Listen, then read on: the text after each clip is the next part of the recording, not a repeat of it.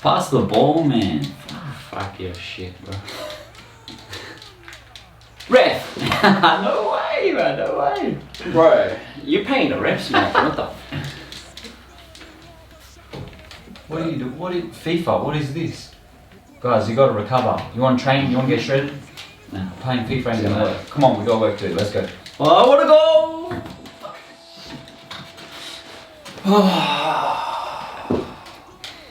Bro, you're so shit, eh? It's rigged. Now guys, scientifically speaking, if you wanna recover like an athlete, you're gonna have to think like an athlete. Can you just get out of here? No one cares about you, just leave, alright? Guys, I'm sorry, we just can't get rid of him at the moment, eh? Alright, welcome to the video, guys. Episode 3 of the lean bulking series for Alex. Today, all about recovery. Everything you need to know. All the stuff you see on the board here, I learned from Dr. Mike Israel and his team at RP Strength.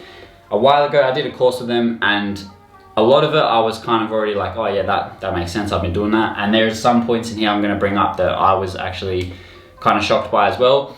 They're all doctors, they all have PhDs, they're all heavily backed by science, so this stuff I'm teaching you is backed by science. It's not just me making this shit up.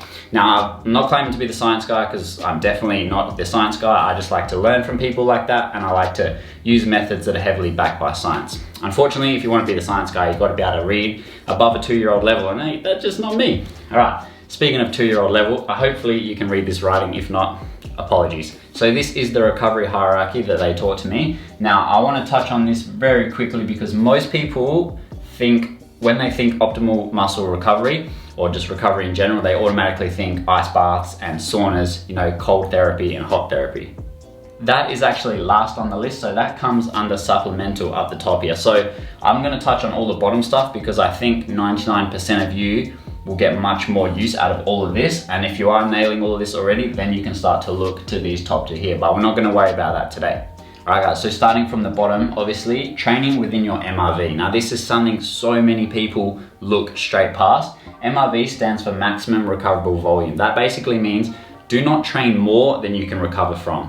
Now, before you jump to the conclusion of, oh, I overtrain because I hear this a lot, you probably aren't overtraining, you're just under recovering, and that's when we're going to talk about all of this stuff here. But if you are overtraining, that is the first thing you're doing wrong. So you have to be training within your MRV. No amount of recovery, supplementation, nutrition, sleep can make up for crazy amounts of training volume, basically. Now, we're going to use Alex as a perfect example here, so come in, big boy. Perfect example here, okay? You're all seeing, well, hopefully you're all seeing the little video of Alex tearing his hamstring. That's not because he wasn't doing all of this. He was doing most of it, but he was training way over his maximum recoverable volume. Because we planned for 5 weight sessions and 2 indoor sessions, so hitting 7 training sessions per week, but he was doing around 10, 11, something like that. So basically, it doesn't matter, like, and this is Alex on more calories, because obviously he's lean bulking now. Sleep, like you told me, wasn't the greatest. We'll touch on that in a minute. And basically, he just went crazy over his volume because instead of, the 7 sessions, he was doing 10 to 11. So hamstring was like, see you later, I'm out. All right, guys, so as you can see, went way over what I should have. We planned for a certain amount of sessions. I went over that. I now know my limit, which is a plus. Negatives, got to take the positives. Yeah, you got to take the positives. Negatives, obviously my hamstring's pretty fucked. Be how you going. But now we're going all into this. Alex helped me out to do that, which is teaching me a lot as well. So excited for the things to come. So guys, perfect example here. And hey, I've done this so many times before. That's when he tore his hamstring and I was like, bro, how many times have you been training? He was like, well, 11 or 12 months. Yeah, there's the problem, because this happened to me with my lower back multiple times, and it wasn't because everything was on point, my recovery, my training volume was just because I love training and I actually find it hard to pull myself back. So, perfect example. Okay guys, stepping up. The next step is passive recovery. This is the next best thing you can do for optimal recovery. In order over here, we've got sleep, relaxation, stress management, and planned rest. As you can see, after training within your MRV, sleep is king.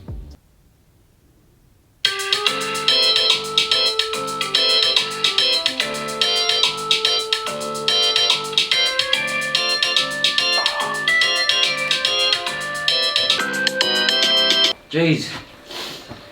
4:30, eh? Time to grind, Zeusy. Fuck. Only 3 hours sleep, that's alright. I don't know how many times did I tell you, sleep is so important. As you can see, it's cool to grind all the time, but if you don't get your sleeping, guys, you can't expect to be training and recovering like an athlete. Okay, stepping up from passive recovery, we've got nutrition and active recovery, they're on par. So starting with nutrition. Again, in number of most important, number 1, calories. As you can see, calories is king. You seen this, bro? No. Fuck, it's a good movie, yeah. Yeah? Yeah. You rate it? Not bad, not bad. You hungry though? Yeah, I'm starving, eh? Ice cream? Yeah, well, not eh? Pre-workout meal of the gods. Fuck yeah. From Olympus, bro. What do you prefer, mango or vanilla? Mango. Get some mango. Easy. Oh, I'm telling you, man. This is pre-workout meal right here. Don't have to tell me twice.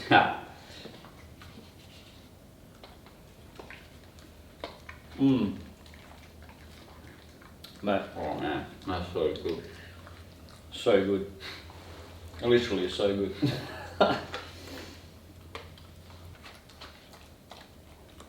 Oh, this guy back again. Man. Are you guys for real? Right. You know what, mate? Well, I don't know why it's been running over, eh? I don't know how many times I've got to tell you. Yeah, you can eat ice cream and stuff, but man, have you guys hit your macros today? Have you even hit your protein target? I mean, it's 9 AM. Come on, guys. Party poo, bro. I mean, like, it's 9 AM pre-workout meal. What's wrong with this? It's fucking good, man. You want to get recovered, like you guys, you want to train like athletes. You want to, you want good size and just you don't usually follow the simplest rules. I'm sick of this shit. After calories, we have macros, nutrient timing, food composition, which is basically micronutrients, hydration, and supplements. Now, even I was super surprised that nutrient timing came before food composition, because in my hierarchy for fat loss, it's the other way around. But I guess with recovery, nutrient timing is very important. Now, you got to remember, these guys, a lot of the studies are done on athletes and they're done on people training at very high intensity. So that does make sense when you think of it in that term. I was also a little bit shocked that hydration was all the way down here. To be honest, this is just from my personal experience. Personally, if I'm dehydrated during any training sessions, I feel like absolute shit. But maybe the reason, I'm not entirely sure, maybe the reason why it's down here is because it's very easy to fix that. To get hydrated, you just need to smash a bunch of water.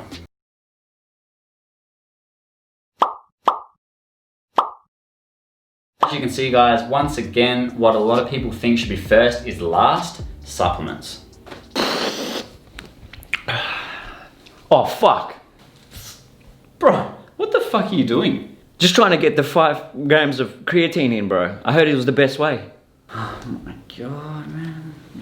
No wonder why you have a torn hamstring. I give up with you. And on par with nutrition, we have active recovery, which is also super important. So active recovery, number 1 is deloads, that's the most important thing, and then volume manipulation and active rest phases / light training sessions. So deloads, I recommend every 3 to 6 weeks, depending on the person, the program, the goal. But generally speaking, I personally try and do a deload every 6 weeks. All right, guys, so that is basically everything I want to teach you on recovery for today. Like I said, there is therapeutic and supplemental at the top here, but again, that is last on your list to worry about. If you do want me to go into this further, if you want us to touch on it, then please reach out, drop a comment, let me know. I'll be happy to do so. But for all you guys, I want you to focus on this stuff first, as you're going to get huge improvements focusing on this. As you can see, the simple stuff is always the best. It's always king. So just really work on nailing your sleep, nailing your calories, managing your training volume. Don't train 12 times a week, pull your hamstring, you'll be golden, all right? All right, guys, thanks for watching. Stay tuned for episode 4. Don't forget to like, comment, subscribe, all the good stuff. See you in the next one.